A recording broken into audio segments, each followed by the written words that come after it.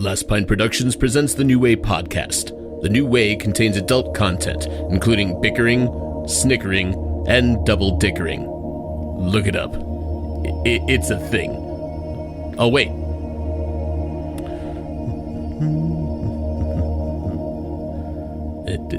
Did you look it up? What did it say? I totes just made that up. Was it a thing?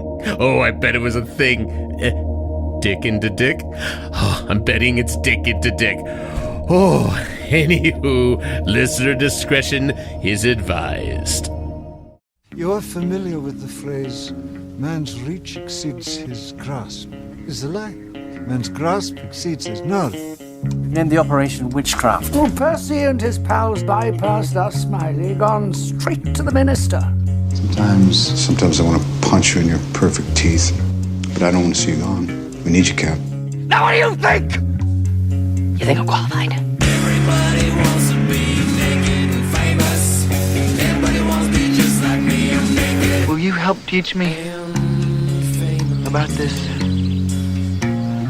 What is it? A new way? Hey! We are actually fucking back on air after a prolonged hiatus. It has been too long. How the hell are you doing I'm out great, there? Matt. Thanks for asking. I'm asking sorry. Greg and Haley. I thought you were... And sometimes my mom, if she doesn't think there's too much talk about masturbation, she listens to the episode. A few other random people. Well, you had who was listening from your side, Nick? You said one of your buddies? I'd like to give a good old-fashioned shout-out to Dave Solinger, also known as the Vegas Dave. Mr. Yes, Dave. Vegas And you have Dave. some of your Dave. grinder dates. I'm going to tell you, did you know we have a project we're shooting for UNLV? Really? Yeah. Alma mater. UNLV, Dave Soldinger. Why don't you come out and meet us? Go Rebels. Nice. Very nice. We are back in studio recording with some all-new themed episodes. You guys will know what that means. Maybe probably in another week. He said the line. But we were off for a little bit due to just having a little bit of a spring break, I suppose, for ourselves. Spring break. And I was off to China for work for 10 days. So that took a little bit out of me in the Chinas. But I'm back, and back Chinese food, Matt. I haven't changed a bit. China didn't change me one bit. I'm still just as boring as I was before China. So. Yeah. That's too bad for all of us. But I have more tchotchkes, so that's always good. No, it's good. Yeah, thanks, Ben, for how about all? There we go. Perfect. We got that. Can't tell the difference. We sent him to China for conversion therapy, but it didn't work. Oh, it did. Conversion therapy. Shit. They do that in China? I was trying to convert him to a Matrix fan, so it just didn't work. Converting to I was going to make a terrible joke that actually has truth in it, and I don't want to do that anymore. I'm lost. Anyway, I am, yes, Nick. I'm lost. You are. There we go. There we go. So we are working with a new soundboard tonight that is supposed to make things eventually easier for me, but it's going to take me a long time to get used to all of these things. That's why I'm trying to keep you on your toes, Matt. It's a good thing. So for those of you out there that were not watching my trip on Facebook, I thought I'd give you a little bit of the lay of the land of China from the trip. Mostly that it is very difficult to be in a place where you do not speak the language, and as I had guessed before the trip, it was a lot of this. Could you do it slower? 最高な気持ちで More intensity. Yeah, it was just a lot of trying to translate. I hope there's not a lot of sound bites like that. Well, so, okay, it'll tell you how I spent literally, I would say probably half my trip in China. We were in a car driving long distances in the most insane traffic I've seen outside of LA. It's insane, but this now, is... Does it feel like LA traffic though? Like, because you're saying they drive on the right side of the road. So everyone drives on the right side, so that part's normal. But so what happens in China is they So the horn is used in two ways. At first, you're like, man, everyone's a fucking asshole. They use the horn. You're like, oh no, they actually use the horn like a communication device. So they're like, hey, I'm here. Maybe I'm here, I'm there. But then sometimes it's also aggressive. And they also just sort of change lanes whenever they feel like changing lanes. So there might be a car next to you, but that's not going to stop you from changing a lane. You just go ahead and change the lane. And this happens constantly to where it is very, very, very scary. But this is what my cars sound like for the most part, especially with the everyone uses GPS. So it's this, I heard this Chinese GPS for so many days, and I kind of fell in love with her a little bit. She's very rigid. So this is her first time on air, so I don't want you to be too critical. But this is played by Joaquin Phoenix? This is what it sounded like in China for me.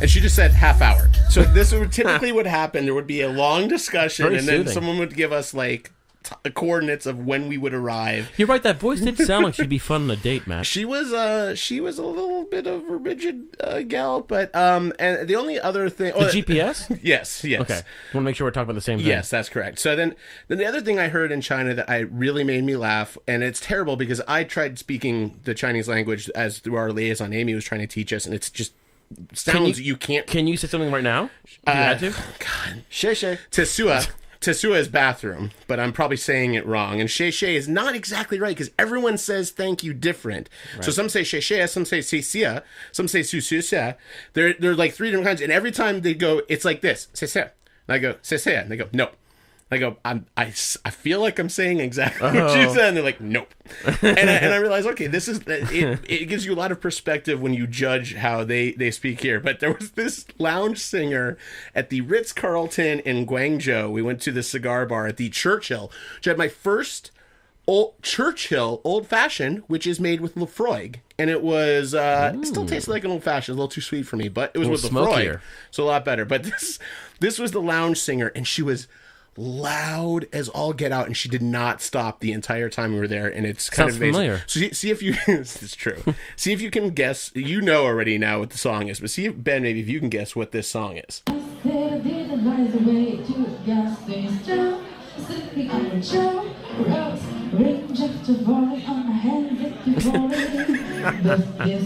My head. It's raindrops keep falling on my head. Yeah. Don't sing it with that accent. No. It wasn't. It's not the accent that was funny. Is her cadence for all the songs was like everything. It sounds like Marty and Elaine in L.A. at the Dresden. It was amazing, but only in China.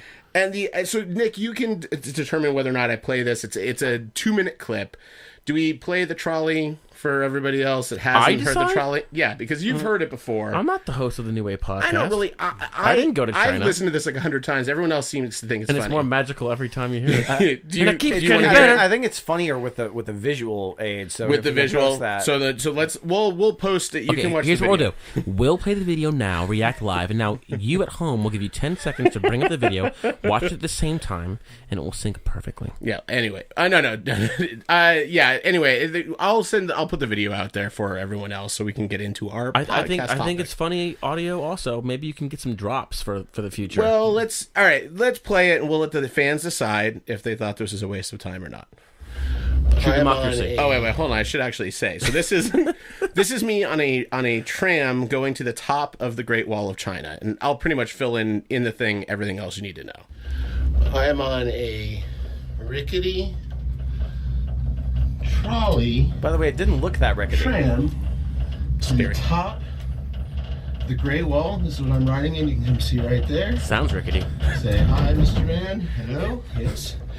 They like to stare at the giant American, which is me.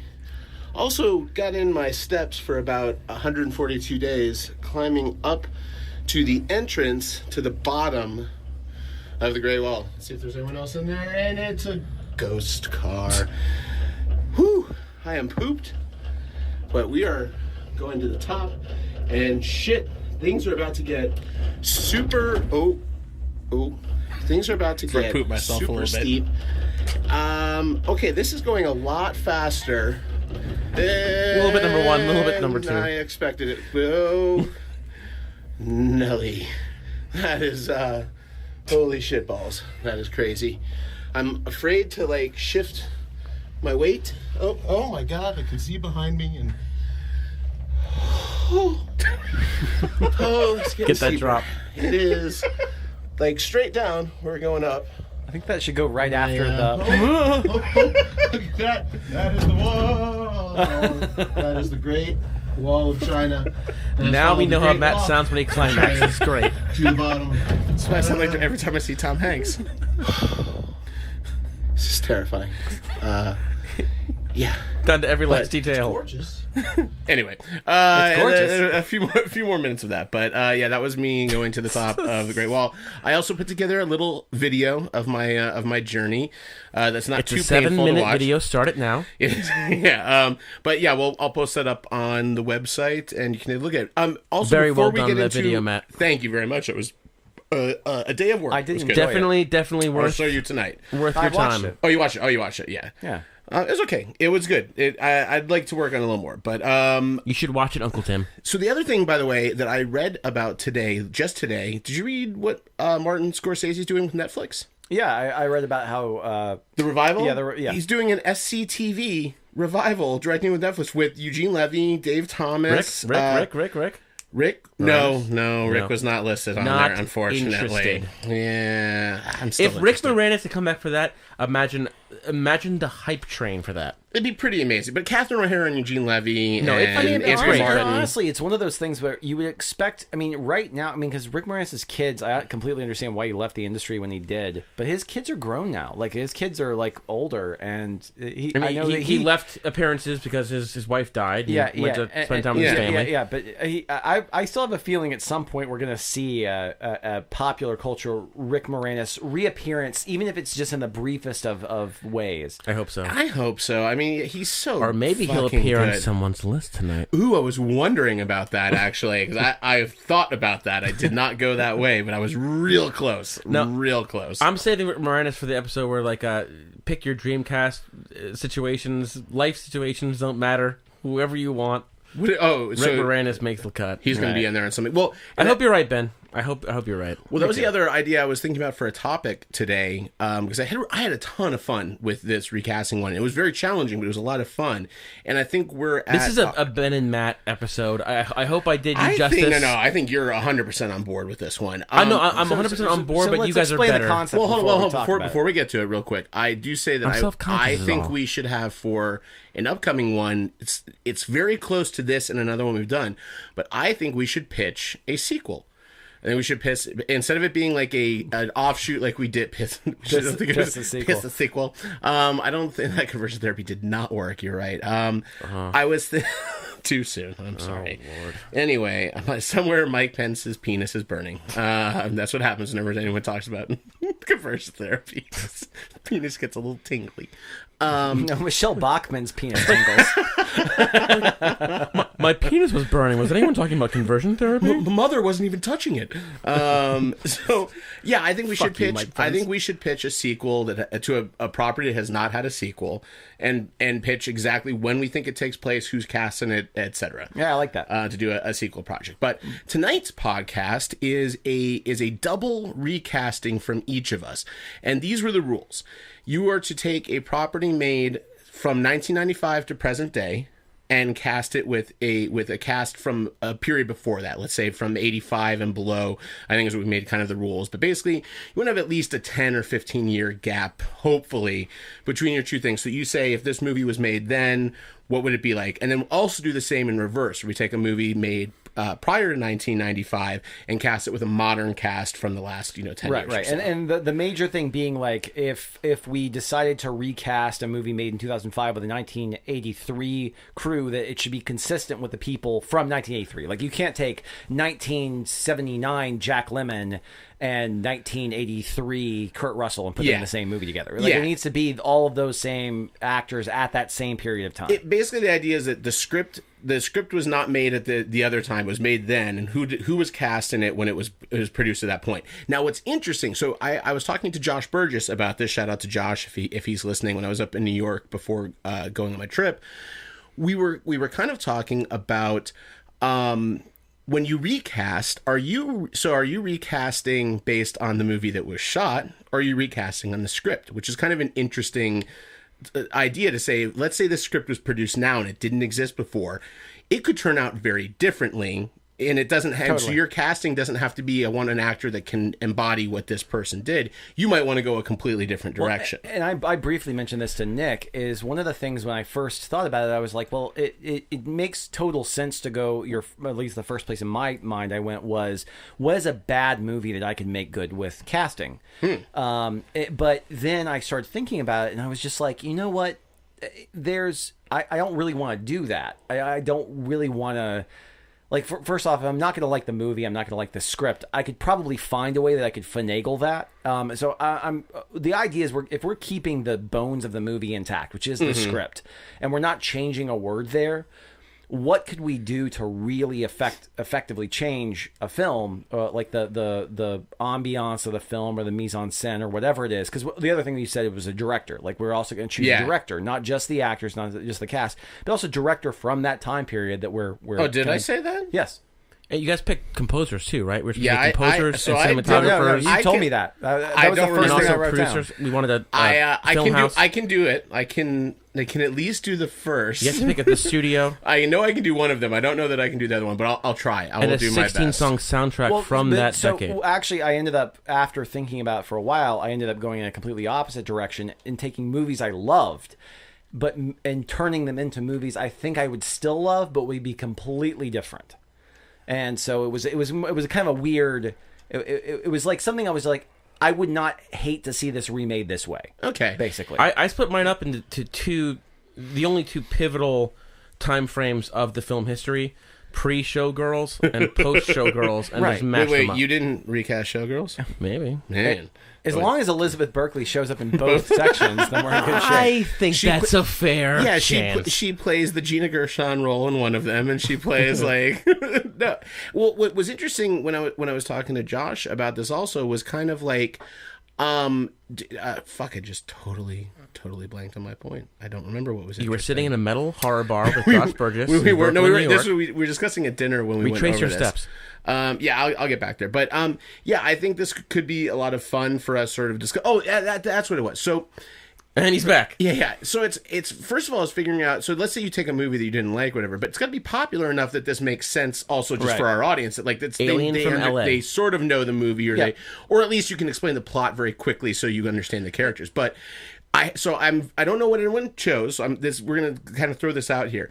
I did my usual thing where I made silly rules that we don't have to adhere to, but I wanted to try to do. And my one was that I was not going to do a Marvel movie, which made it really fucking hard to be like, what are the most popular movies of the last 15 years that everyone has seen? It's the Marvel movies, or it's something based on a book. Don't worry, Matt. You'll get a chance to chip in on the Marvel movie. No, there were a lot of like existing properties, and I was like, I wanted to try to stay away from that. I mean, I really thought about doing Guardians of the Galaxy, but I think everyone's kind of done that a little bit in a lot of the Marvel stuff as well. But one of mine's based off of a book, but that's okay. Yeah, no, book's fine too. I wasn't saying it was one of those things that it's difficult. It's really hard, especially so.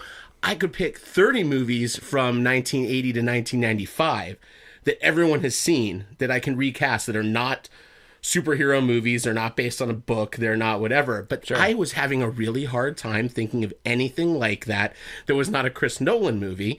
And the first time I ever sort of crossed brains with Ben a little bit, I was like, Chris Nolan movies aren't very fun to recast because there's not enough happening with the characters that you were like, I really want to see what this guy would have done with Cobb in Inception. Because Leonardo DiCaprio does a great job with what he does there, but there's nothing there special necessarily about that. It's like a fine watch piece. If you put 1970, and I love that movie. If you put 1971 Dustin Hoffman in Inception, it's essentially still the same movie. I don't know about that.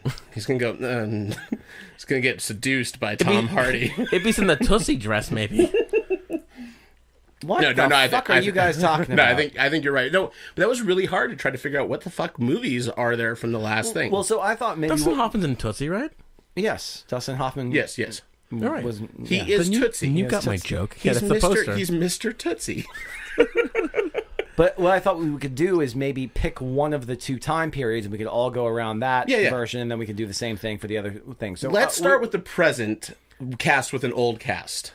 So you want to start with a present movie? A movie made Our audience is wrapped with anticipation. Please, enough foreplay. Who would like to start? Nick or Ben? I'll start. And you know what? I'm not too good to do a Marvel movie. All right. It's not too good I don't at need all. to be challenged. I like to have fun. I think you And should so, have fun. I just want us all to do Marvel movies.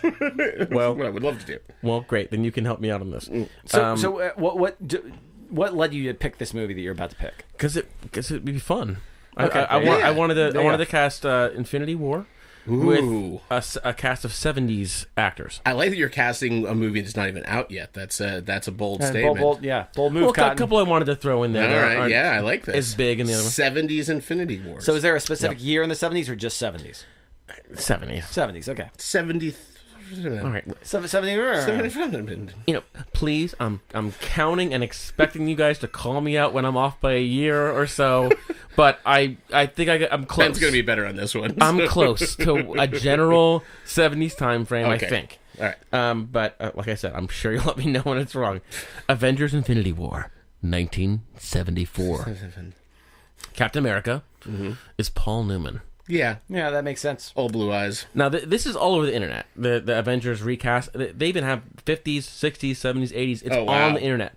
That's a real fan favorite because it is totally fun to recast these. Sure, of course. And a lot of times Steve McQueen pops up there. But Paul Newman it's a lovable, Steve McQueen rootable. Is no way is Steve McQueen Captain America. He gets fan cast a lot. But anyway, I went Paul Newman. Not as Captain America. I shouldn't think. I mean, Redford I could see as Captain America. Absolutely. Or Newman. Yeah. Redford gets cast in there, but not as Captain America as much. You'll see. It's all over the internet. And some of them I took, and a lot of them I deferred. But for Winter Soldier, I go Robert De Niro. I'm just thinking Raging Bull, a little smaller Bucky, but he could do it. He could do it. Got a little more mean streak. Iron Man, I crossed off Burt Reynolds. I scratched Burt Reynolds at the last minute, and I'm definitely going with his other awesome facial hair bro, which may or may not be an Infinity War spoiler. Tom Selleck as I Tony prefer. Stark. I think Selleck's a better Stark. I do too. He's got more of the comedic chops. Yeah. And a little more charm. Well, he's a little more likable. Yeah. And he won't punch a reporter at the premiere. He's very young in 74. He's going to be a pretty young Iron Man, but very young Iron Man. How old is he? Well, I mean, Selleck was big in the 80s, really. I mean, how old was he though? At that point, he's probably 23, 24. Yeah, he could be pretty close to that. Okay, well, that's my first swing and a miss. It's fine. I don't need to look at it.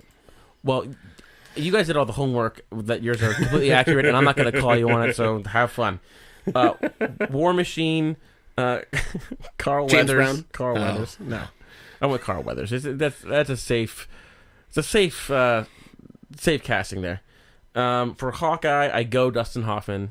That's who I want to see as Hawkeye. Sure. And more like the comic Clint. I mean, he could also Hoffman would be a good Banner too. Yeah, I think Hoffman would be a really good Banner, actually. Well, just you wait until I get the Banner. So for Black Widow, this page is wrong. Please say Anne Margaret.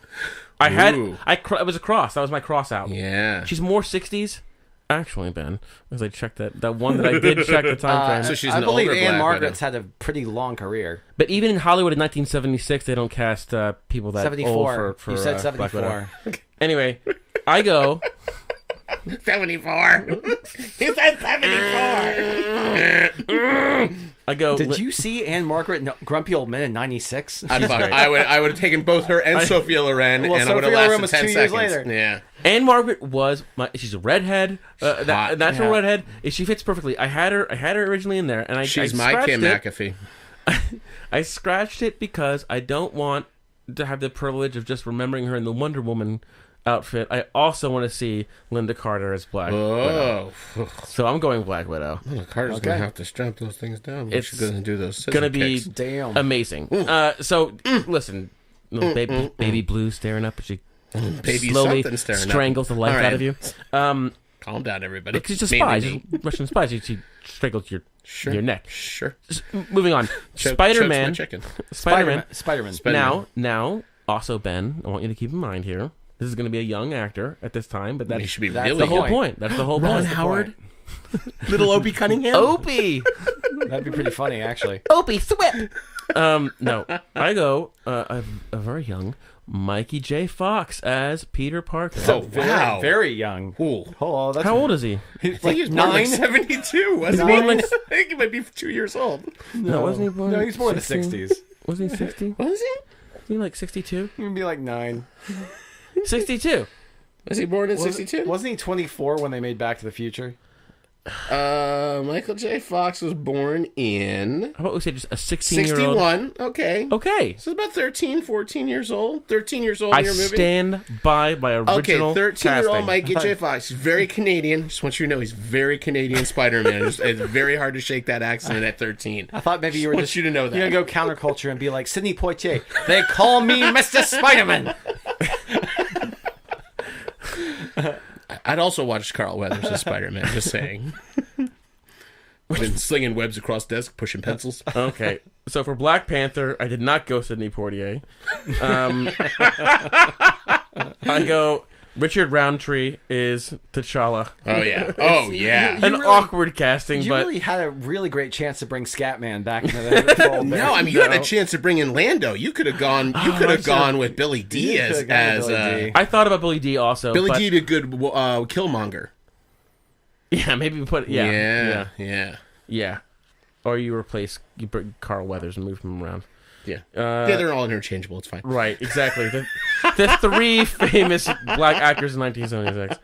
And you know what? That really actually was like 74. a consideration because I'm going blockbuster, and you realize how few like really prominent black actors there were in 74. Van Peebles as Iron Man. Wow, that's a pretty good one.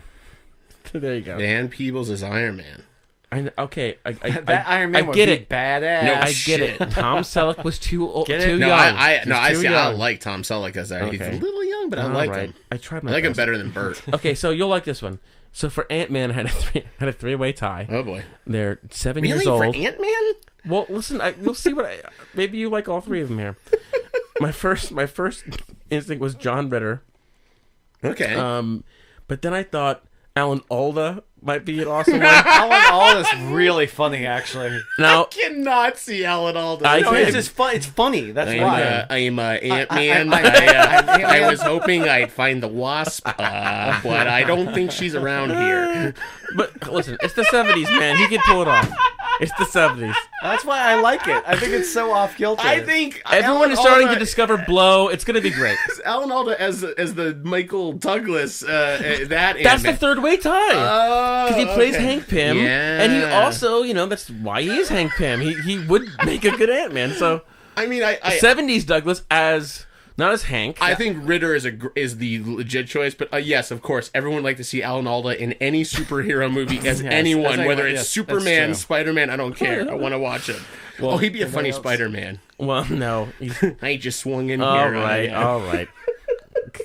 You make fun of me, but God, you're happy that I brought up Alan Alda. Absolutely. Alan Alda doesn't get talked about in this podcast nearly enough. Okay. Scarlet Witch, I go Sybil Shepherd, a young Sybil Shepherd. I like Hell it. yeah. She was so foxy in the 70s. She was, but also Last Picture Show. she's got enough comedy chops, and I think that anybody could do a better Russian accent than Lizzie. Literally anybody. But next up, we go My Cocaine. That's pretty as fucking Vision. terrible thing to say. It's not that bad.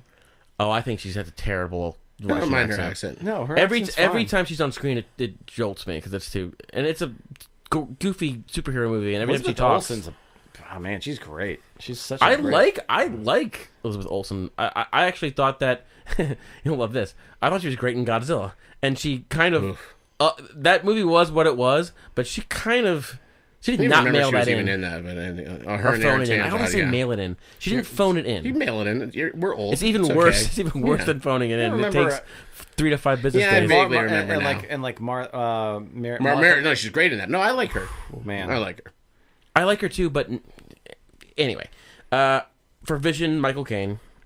I would love to see him in that. That's almost the one that I'm most excited about.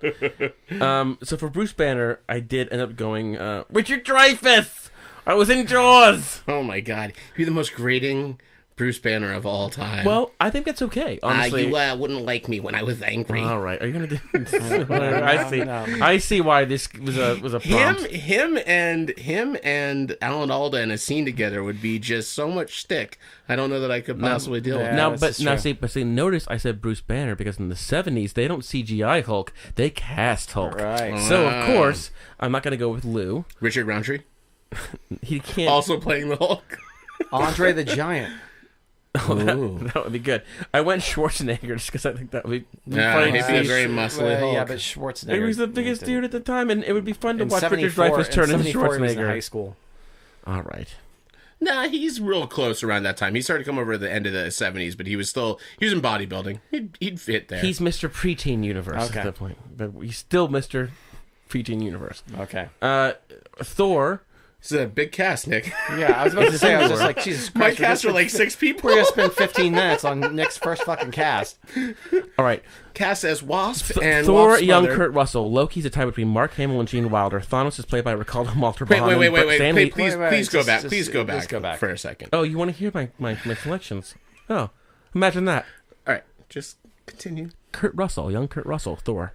All right. He's very dreamy. That was actually a harder one to pick because there weren't really Hemsworth like there were hunky dudes. They were all out of the 50s and 60s. You got Tab Hunter. I'm not and you a huge fan of that one just because he's not. I think he could be. I can't imagine Kurt Russell being like doing like the British, the whole kind of high whatever. But Thor is not British.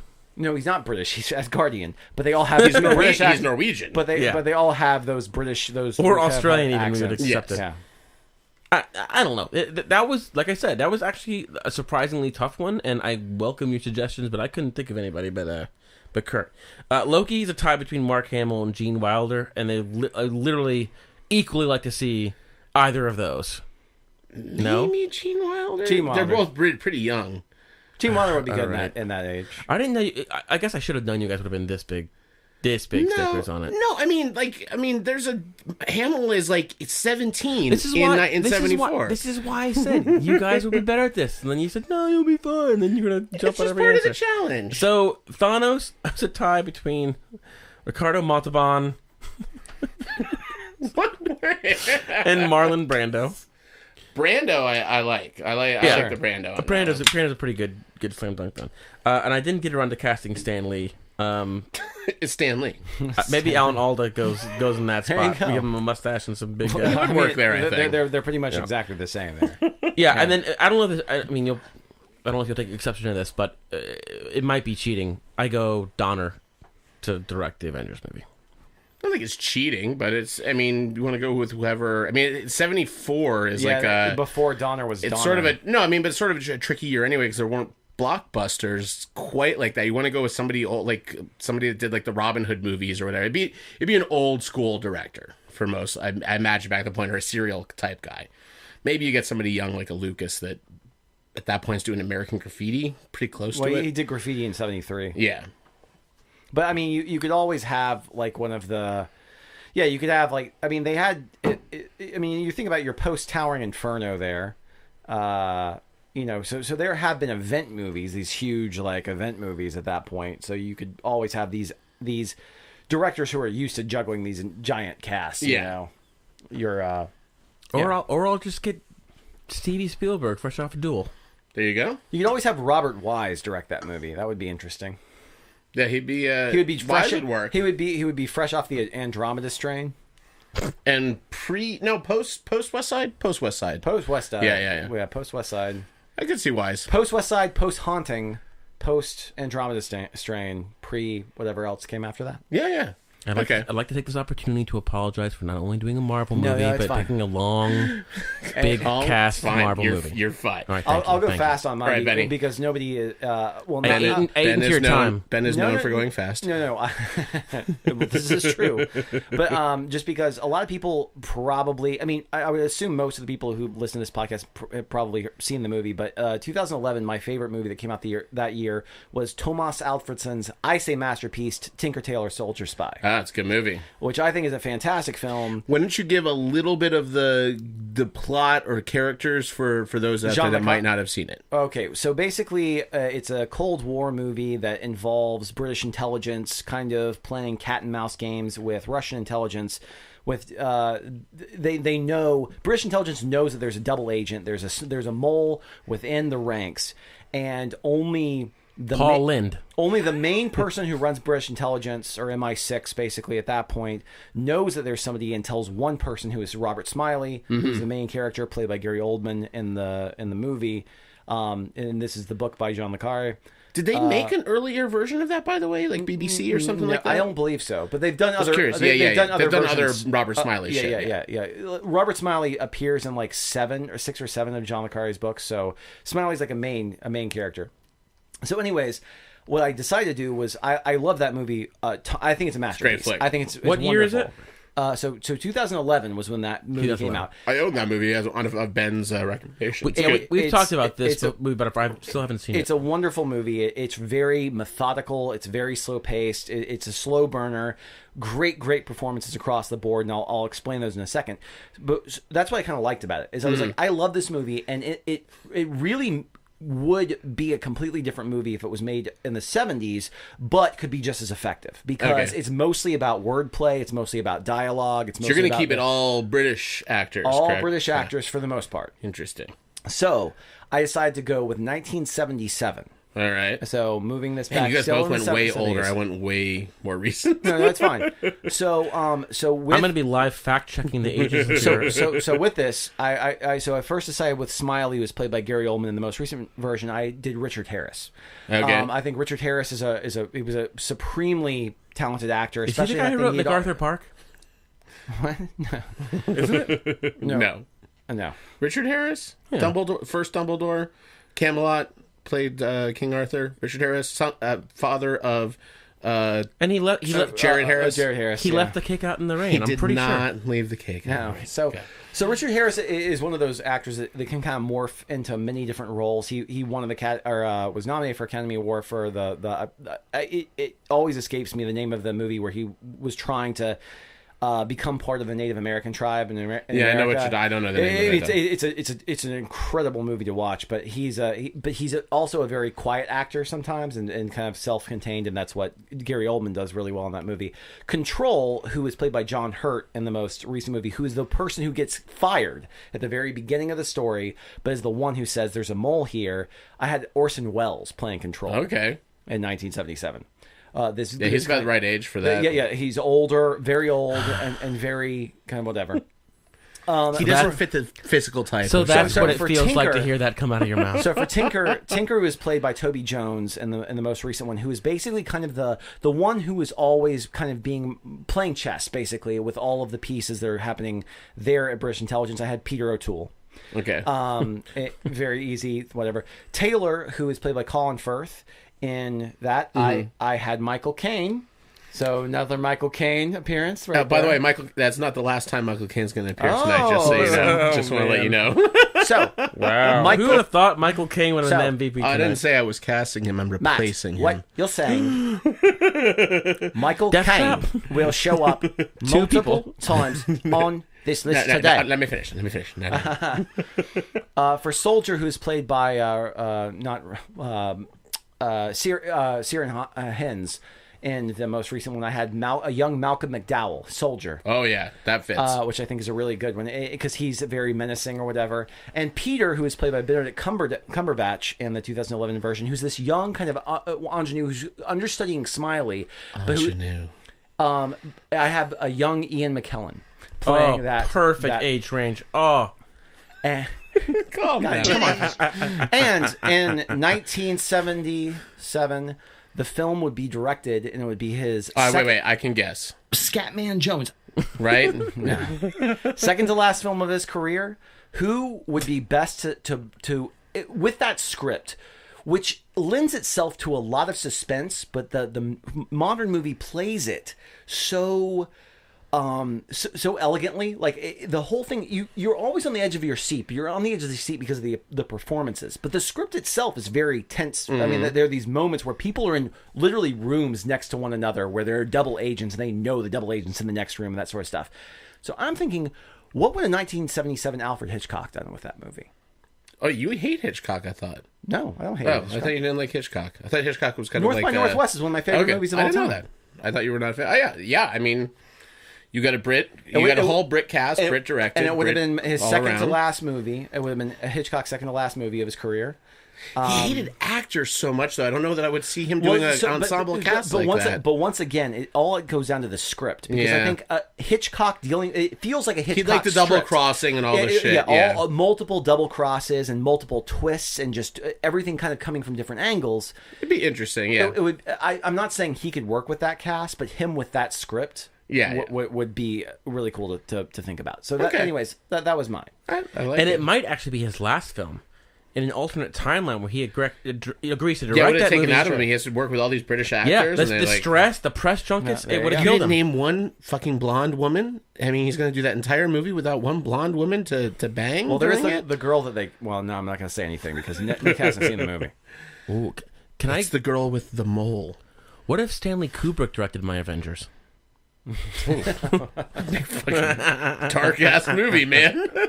Also, you would lose Sybil Shepherd would never do another film. Yeah, after you would that. have 15 actors that would never work again. Yeah, that's you true. have a big cast. What's yours, Matt? So oddly enough, I was trying to bait you a little bit earlier with the saying that you can't recast a Chris Nolan movie because the characters aren't big enough, but I chose Ben's favorite Chris Nolan movie, The Prestige, to recast. Mainly because I like the idea of these warring magicians. I think it's the far superior movie to The Illusionist, which I think is not a great movie. And I think it's actually, I think it's an okay movie. It's very poorly cast, but that's just my opinion on that. But I want to take The Prestige, which was done in 2006. It's about one American magician, one British magician that start off working together. There's a death from one of their assistants that one of them is in love with. They have this falling out. They spend the rest of the film attempting to one-up one another and figure out each other's secrets. So it's this very kind of cat and mouse thing.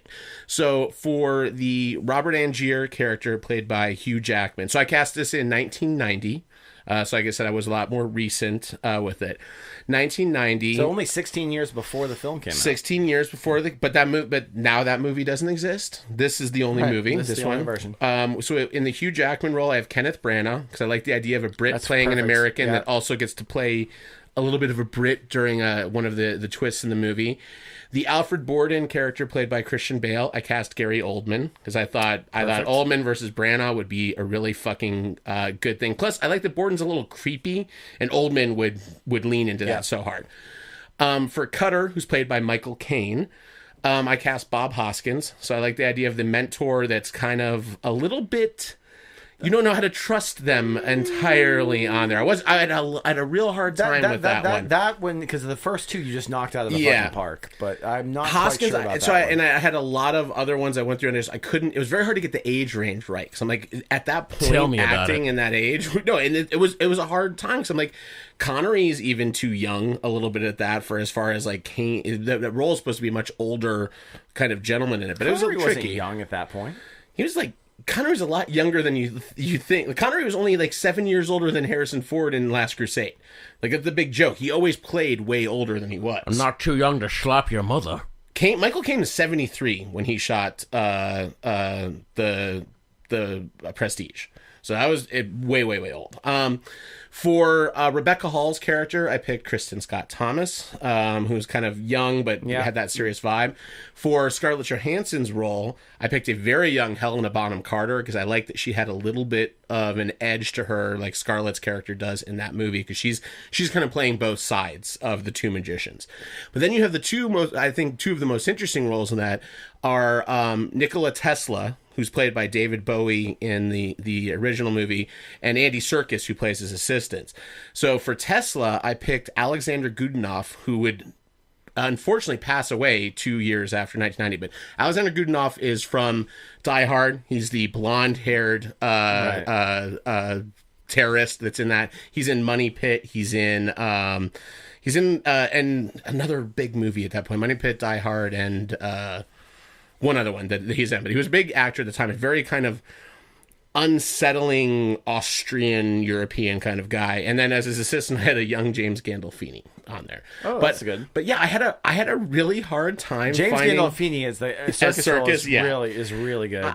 I had a really hard time finding a movie from the last decade and a half that wasn't superhero or wasn't book.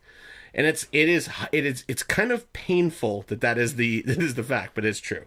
But now I think we get to the more fun. At least it was more fun for me because it's almost like remake territory when you say you want to cast something from old times with new cast. So Nick, I'm gonna lead us off. I'm gonna have to watch Tinker Tailor Soldier Spy and The Prestige before I listen to this podcast. I'm sure you guys were on point just from your track record, but I know age-wise. Oh, I'm sorry. I can't believe that you haven't watched The Prestige. By the way, it's not a movie I love. So you can guess either of those films. 1990 for my director. Do you think you can guess who it is? For that film? Mm-hmm. It's starring Kenneth Branagh. Kenneth Branagh? Yes, because Kenneth Branagh did not appear in movies unless he was directing them in the 90s. Although, honestly, Kenneth Branagh kind of makes sense for that movie. Yeah, he does, actually. So. All right. Do you think Greg Klein has seen The Prestige? Oh, yeah, he has. Yeah, he has. You better hope he has. Otherwise, 50% of our viewers... We'll find out. Listenership will be just as lost as I am. We only had one listen to this, and they made it halfway through. We've debated... ultimately, there's always been a debate about The Prestige, which Matt and I have discussed it, but there's two huge camps on The Prestige, which I think most people understand it's a good movie. Like it's a well-made movie. A lot of people will say structurally it's probably Nolan's best movie, but my problem, and actually I think that writing-wise it's definitely Nolan's best movie, and exposition-wise it's Nolan's best movie. But my problem with it is that the third act turns into something completely that it runs off the rails in a way that some people really go on board with, that I think most people really go on board with, and other people like me think it completely devalues. Ben thinks that it should have more in it, and I think that I disagree. Scarlett Johansson, Jitties. Don't take a big swing. Okay. Anyways, that's right. All right. Well, we've talked about Sunshine too. Same problem. I think it has the same problem as Sunshine has, which also Nick hasn't seen. No. Fuck, man. You need to watch some movies. Or just go lowbrow and pick a superhero movie to recast. This is true. There you go. Blues Brothers 3. Blues Brothers 2014. Jake Blues. Wait a minute. Wait. So you're gonna make the first Blues Brothers. You're recasting a movie that didn't exist. No, but see, I did the Avengers as a 70s movie, and I did the Blues Brothers as a but not 2000s Blues Brothers, movie. But it's not Blues Brothers 3. It's not a Blues Brothers 3. It's the Blues Brothers. It's now the Blues Brothers made in now. Blues Brothers didn't exist before. You're making the first Blues Brothers movie in 2018. Well, that changes everything. Yeah, that's the just whole kidding. thing. It doesn't. Whatever. Jake Blues is Jack Black. Okay, yeah, absolutely. I really wanted to stick with SNL alum or current cast members for Jake and Elwood, but it's kind of a slam dunk. I had to go with Jack Black on that because he could also sing and everything. Elwood Blues is Bill Hader. And that fills the SNL and like Jack Black and Bill Hader, who's in talks to star as Richie Tozier in the It sequel. Nice. Yeah. Well, I love everything he does. I would love to see what he did with that. It's Blues Brothers 2014. Wait, you didn't go with Zac Efron, the funniest and best singer and best looking for Curtis, originally played by Cab Calloway, and because it is Blues Brothers 2014, I go Prince. Scatman Jones. Okay. No. Okay. Prince. We're gonna Prince. Okay, Prince. Right before Prince this is gonna keep him alive. He's gonna be shooting that, and he doesn't ever get in that elevator. And like instead of coming up and stalling with Minnie the Moocher, he's just gonna like wail on guitar, and it's gonna be like his epic. And this is part of why I wanted to recast this. Is the superhero stuff was fun and kind of easy for the most part, but I wanted to kind of keep a couple things the same, like stick with two guys of a really good comedy history for Jake and Elwood, and cast SNL, and then also cast actual musicians. People who can. And that started to get kind of fun. That's more thought than went into Blues Brothers 2000. Yeah, it is. And I thought about like there's a saxophonist in the band. Where you gonna go? I didn't do the horn players because they're not. There's no famous horn Clarence players. Clemens was still alive in 2014. Sure, he could do it. Sure. But what I did next is for Ray, I picked Reggie Watts. I thought that would be kind of fun in Reggie's music shop. for Shake Your Tail Feather. For Mac Guitar Murphy, Dave Grohl.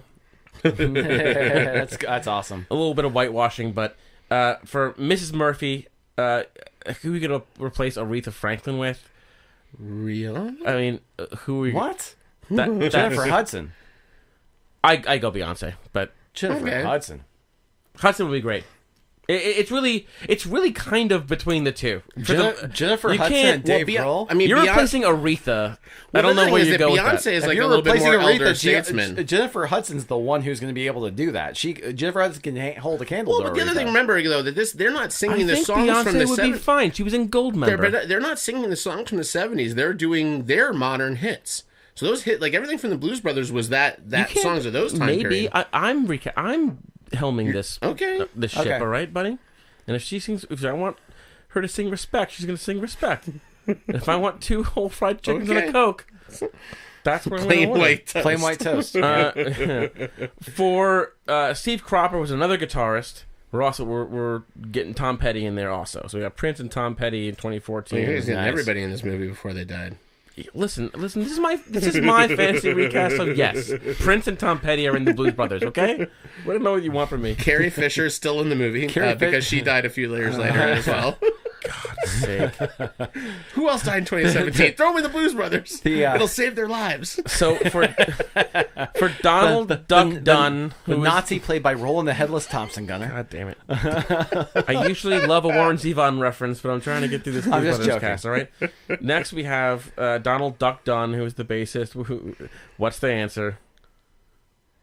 Nick Santa Croce? Flea? Yeah, it's Flea. Oh, that's nice. It's Flea. It's Flea for sure. Paul Mamolino? No, he's understudy. Let's say that. He's under something. Okay, so Willie Too Big Hall, the drummer, is Questlove. Yeah. Nice. For Murph Dunn, the keyboardist, who steals a lot of scenes as being the kind of the neurotic, like nebbish nerd of the band. Yeah. Keeping Paul Schaefer, even though he was in the original, more Paul Schaefer. Yeah, Paul was in it, but he wasn't like a member of the Blues Brothers. He wrote a bunch of it, but he was there. No, he's not in it. But Ben Folds is. I like that. I like that. Ben Folds would kill it. And then for what is credited as the Mystery Woman, I'd watch Ben Folds as Elwood.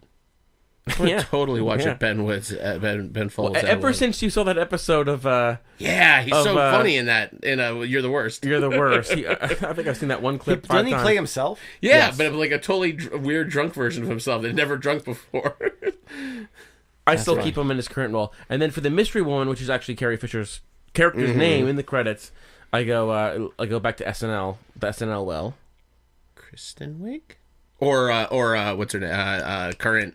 That's Jeff Sessions. Kate McKinnon? She would be too young in 2014, Matt. Cecily Strong? No, she wouldn't. She would be too young, too. No, neither of them would. No, Cecily Strong's been around for like 7 years. Well, then actually, my answer was Vanessa Bayer. I want to see Vanessa Bayer with a rocket launcher doing her, like... I'd watch that. Scary, not scary bit. Who's going to direct this movie? Liam Lynch? Ooh. Liam Lynch. I like that. Well, they did just get off the Pick of Destiny, and they had the chemistry with Jake Elwood. Right. It's funny. I don't think I had a director plan for this. Let's discuss. I think I said it was bonus to do the director, but that's. Well, because director factors very heavily into mine. Well, I mean, you could do Edgar Wright for the music side of it. But he would be very stylized. I really do want like a music-based music comedy. What about Elfman? What about Danny Elfman's directorial debut? Wow, in a perfect world. Well, in a perfect world. Who does music comedies? I mean, there's a dude that did like did School Rock the movie? Hairspray. Yeah, but the Blues Brothers wasn't. It was Landis. Yeah. It wasn't a musical guy. You could do Adam He directed McKay. Thriller. I'd do Adam McKay. He's not a music guy. He directed Thriller. Adam Matt. McKay could probably. Adam do that McKay could movie. pull it off. He's got to corral the SNL types, do the music. I think so. Yeah, I think that's a good call. You Good take call, it back. Matt. You take that back about John Landis, though. What about John Landis?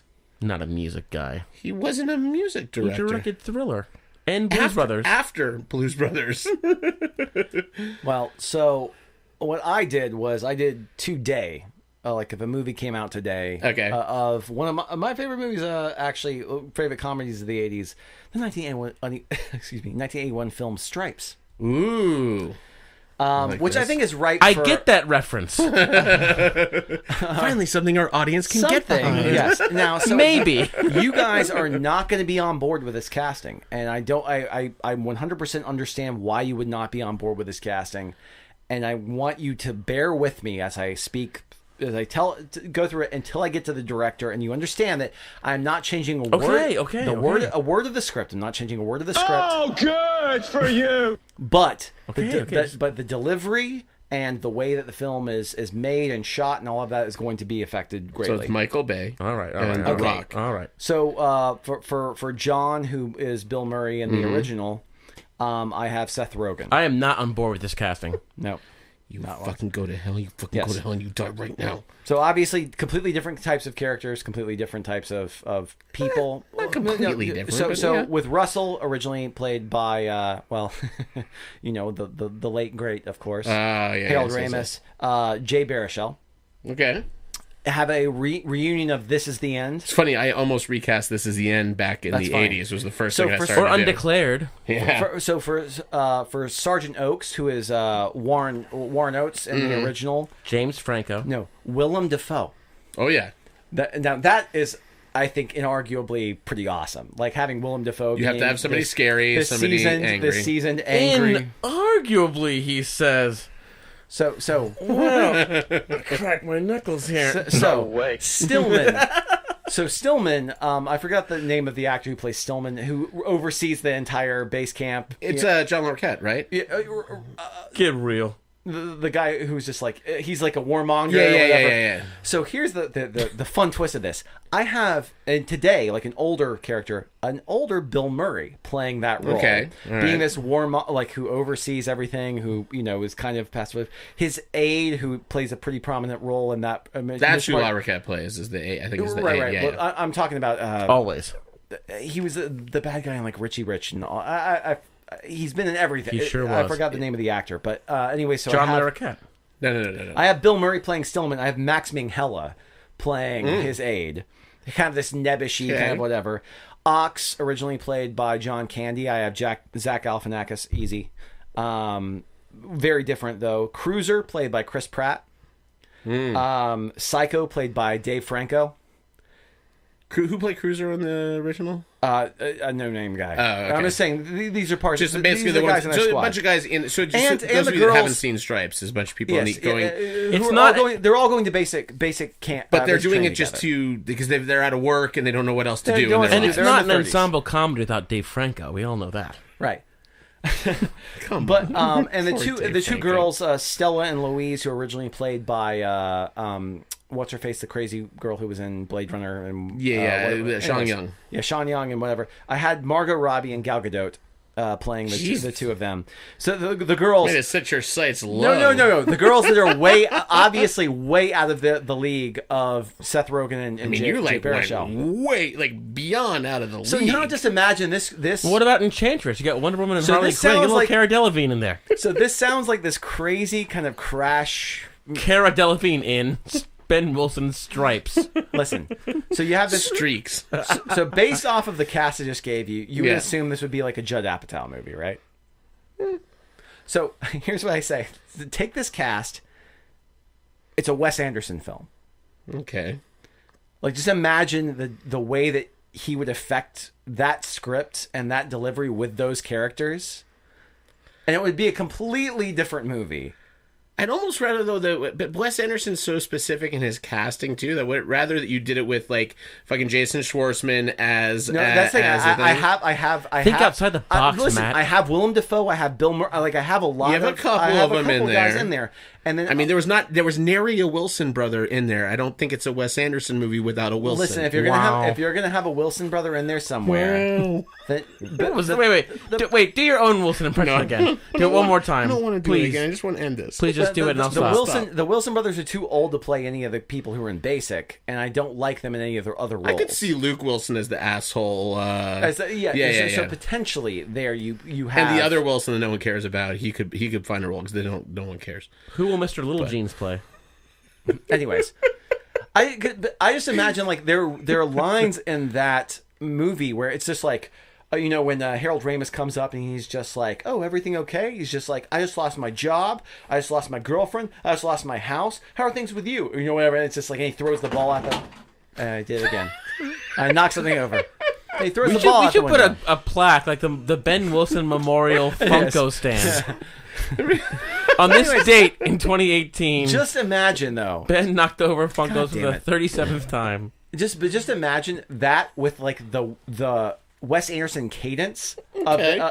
I just think it would be something very, very different, and one of those things like, if you watched it with that type of, it would become basically Grand Budapest Hotel. It would become this kind of like weird character piece. I'd see them. That's funny in a different way. I have a feeling he'd have to go more like Rushmore. I don't think you can get too stylized with the war thing. I think it'd be more like a Rushmore feel for me. So imagine that whole last act sequence is the same second act sequence of Life Aquatic, where they go into that huge action sequence. I mean, like just super stylized action. Yeah, I could see it. Anyways, that's where I went.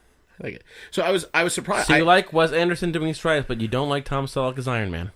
I like Tom Selleck as Iron Man, but he's a little young. Oh, God damn it. He's not as young as Michael J. God Fox. damn you. I mean, yeah, he'll be able to play Michael J. Fox's older 17-year-old brother, but... Listen, with every reboot, Spider-Man gets younger. I'm just following the script. Oh, gee, man. I know. Yeah, anyway. This is heavy, Tony Stark. So I was surprised. Ooh, la, la. So I was worried that there might be crossover when you talked about it. But this, I passed this cast along with Josh Burgess because he and I are both big Beetlejuice fans. Nice. And I wanted to do Beetlejuice 2018, right? And I'm going to get to the casting of Beetlejuice last because it's the hardest one to cast. And again, this is where I came down to... We almost got a Beetlejuice 2018. We a little behind. But yeah, I mean, but it was interesting. I mean, the original Beetlejuice was written with Sammy Davis Jr. in mind as Beetlejuice. So obviously script to screen was very different. Right. But so for Adam Maitland, played originally by Alec Baldwin, I had Jesse Plemons. Because I wanted more... The one thing Alec Baldwin doesn't do well in that is I don't really buy him as necessarily like a... They're supposed to be this little they're kind of like down home couple. Like I wanted to have a little bit more. He's almost too good looking. Yeah, like I wanted more country. So that's why, and I cast him and I cast Anna Kendrick as Barbara Maitland, played originally by Gina Davis. Okay, so I like that. Plemons and Kendrick as the merry homemakers. Still not on board with Plemons, but I like the. So originally I was like, I could do Gosling. Gosling would be the more 1-to-1 type, but I'm going on paper. I see the Maitlands as they have to be offset from the New York side of the Dietzes. I wanted them to be much more different than Alec Baldwin's, right? So for the Dietzes, I went with Bill Hader in the Jeffrey Jones role and Kristen Wiig in the Catherine O'Hara role. I figured they could play that hoity-toity kind of asshole thing, but that's perfect. But Hader will be likable. Originally, I had thought about Ferrell, and hopefully won't molest children in real life. But yeah, I didn't. Now this Will Ferrell would actually be funny as I thought about him as Jeffrey Jones, Jeffrey Jones in that character, but I liked Hader and Wig. I thought that they were fit the age range a little bit well too. For Otho, played by Glenn Shadix in the original, I had Titus Burgess playing Otho in this. For Lydia Dietz, you also do Jack Black. So I started with Jack Black, but I also want to diversify my cast just a little bit because Beetlejuice is fucking as whitewashed from a movie written with Sammy Davis Jr. in mind. Other than the football players, no one of color appears in that movie at all, really. So that was another thing when I was trying to come up with Lydia Dietz. My original idea was, Aubrey Plaza would be perfect, but she's too old. In 2018, Winona Ryder was like 17 in that movie. So I actually went with Zendaya, which I thought she would have that same delivery, that same kind of angry, dark side of it. For Juno, who's their caseworker, I went with Judi Dench. Thought that would be an easy, just older kind of actress. So for Beetlejuice, was a real hard one. I had thought about Zach Galifianakis for a little bit, but then I was like, but I think the problem I was having with Beetlejuice is I was trying to do what Keaton does with it, where he's kind of like pudgy a little bit, and sometimes he plays as kind of like this down home Southern type, But when Burgess and I were talking about it, Burgess mentioned someone that was the first person that popped into my head, and I didn't want to do it because I thought everyone would hate it. And he was like, "No, I think you need someone that's manic and unpredictable," and I went with Russell Brand. as my Beetlejuice because I wanted someone that you would Burgess buy. went with Russell Brand. We both agreed 100% that he's the only one that would make you feel off balance in the movie in the same way that Keaton kind of does, where he's playing angry and dark and basically a malevolent spirit. I was going to say, if you stuck with the SNL thing, you could go Will Forte. Well, there were a couple. I thought about Jack Black also as Beetlejuice. I thought about a lot of. He's too happy. Exactly. He's too nice. That was the problem with Galifianakis too, is that he didn't have the dark streak to him. But I thought Russell Brand. So this is the speech I have in my head when I'm thinking about Beetlejuice. What are your qualifications? Well, I attended Juilliard.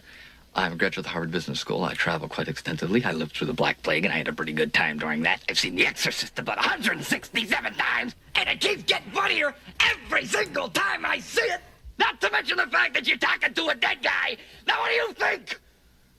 You think I'm qualified? That was the script moment. I said, "Who can I do quoted this that?" scene earlier in the podcast. Yeah, I know. Yeah. Like who can pull off that scene? And I think Russell Brand, whether he's obnoxious or annoying, he's still one of the funniest fucking things in Forgetting Sarah Marshall, which is a hugely underrated movie. And I think he pulls it off. I pick Eric Warheim. What about Eric All right, Andre? listen, you disagree with everything. Eric Andre. God damn, this has been a fucking Ben Love fest all night. No, because Turn on me. I don't. You know, I'm not a big Tim and Eric fan. Don't can I say it? I like Eric Andre though. Eric Andre is just Eric weird. Andre is very way off base and very unpredictable. Did you see that he had a quinceañera for himself?